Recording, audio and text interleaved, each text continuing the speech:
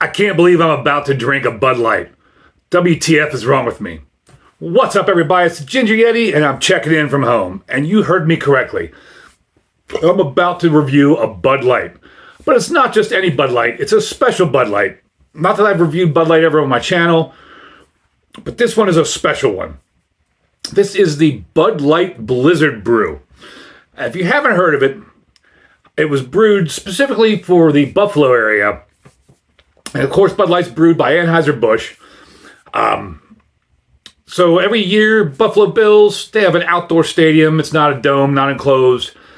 And every year they get the fans to come out and shovel when there's big snowstorms. I mean, they're right there in Lake Erie. You get big lake effect snow. When they get big snowstorms, they pay the fans to come out and shovel out the stadium and get it ready for game time, which is a really cool idea. I think they pay you $20 an hour to do it, plus they provide you food and beverages and whatever. It's kind of a neat idea. If I lived in the Buffalo area, I'd probably go do it at least once or twice just to say I did it. But this year, after the first snowfall, apparently Budweiser or Anheuser-Busch collected a whole bunch of the snow and took it to their brewing facility in Baldwinsville, New York, and brewed a special batch of Bud Light with it. And that's what this is. So, like I said, it was at Highmark Stadium. They collected all that snow, and they brewed the beer with it. And they did this partially to honor all the fans that have shoveled the snow over the years to come in and help out, and also to honor the stadium itself. I think some people call it the Ralph. It's changed names over the years.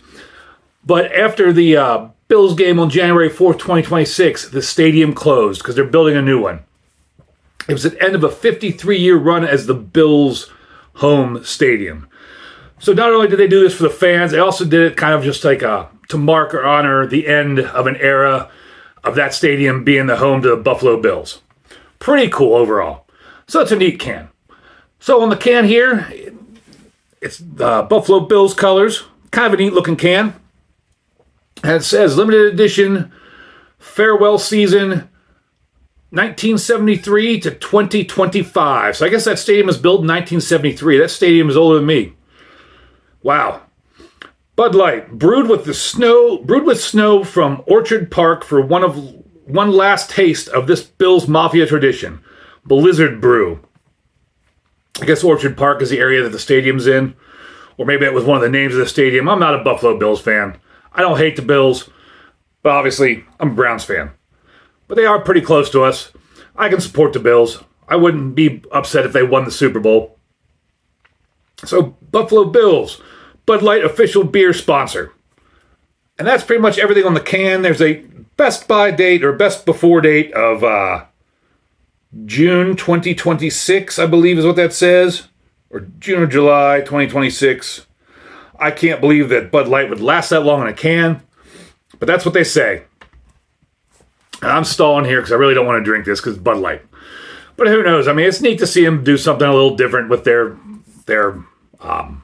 flagship kind of light beer. And I don't know that I've ever had a beer that was brewed with snow. I don't know what that does, how that's going to change it, because I'm sure they took the snow, filtered it, melted it, filtered it. So who knows? Maybe they'll make Bud Light taste good. We're about to find out. At least I'm about to find out. So on Untapped, they do list this, and it gets a 3.36 with 123 check-ins. Not too bad. But if you just look at the regular Bud Light gets a 2.35 with over 466,000 check-ins. Now, the Blizzard Brew didn't have anything on Beer Advocate, but regular Bud Light gets a 47 awful with over 6,700 check-ins and had an aggregate score of 1.88. Pretty wild there. Let's get this beverage into the glass here. I guess that's what I'll call it. Doing a little better at pouring this than I did the vulgar display of lager. Get a nose on it.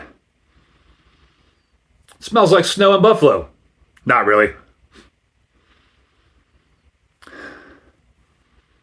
It's not really much of a scent. I do not pick up anything on the nose. Nothing at all. And that's super light. See right through it. Looks like Bud Light. Looks like watered down apple juice or your urine after you've drank a half dozen Bud Lights. About a pinky's worth of kind of white foam that's just there. It's almost soda-like. I don't know. Doesn't look like anything special. Let's take a drink and find out. Cheers, everybody.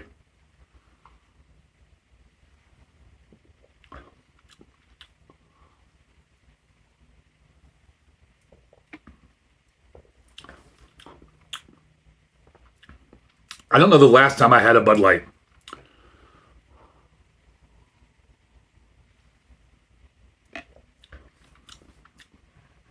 This kind of has a faint taste that reminiscent of Budweiser to me.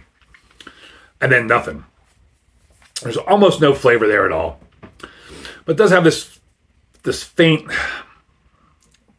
flavor of, I don't know if it's that like beechwood aging that imparts that flavor into Budweiser or the hops or the malt or what it is. But it's kind of that rough, adjuncty, kind of generic beer Budweiser flavor. But it's only there for a second.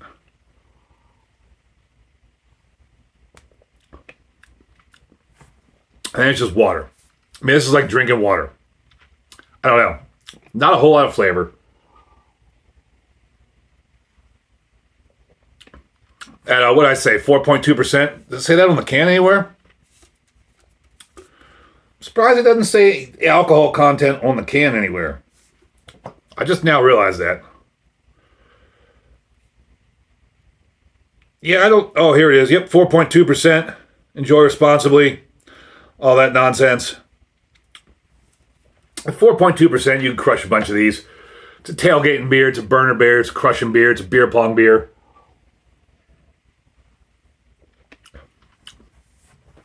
It's not the worst beer in the world. I don't know how I want to rate this. Because it's not as bad as I expected it to be. It's been years and years since I drank a Bud Light. But I always remember Bud Light being terrible. And this isn't that bad. I can't believe I'm going to say this. But the Bud Light Blizzard Brew, I'm going to give you a horns up. Between the creativity and the idea of it paying homage to the stadium, but being a international conglomerate, evil empire brewing company, and still having the idea of collecting a bunch of snow, which is crazy, from a stadium just to brew a one-off beer. It's a pretty cool idea. I mean, that creativity, that idea alone deserves a horns up. And shockingly, the beer isn't terrible. It's not bad. It's drinkable. I won't mind finishing the rest of this. I got another one. And holy crap, I think I forgot to mention. I should have started this whole video out with this. I got this beer from Shane at Shane's Craft Beer Review.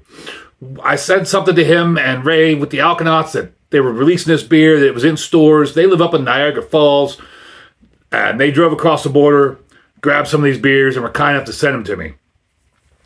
Shane at Shane's Craft Beer Reviews and Ray at the Alkanauts. Sorry, I forgot to mention you at the beginning of the video. Thank you both very much for making that trek over there. Thank you, Shane, for sending me these beers.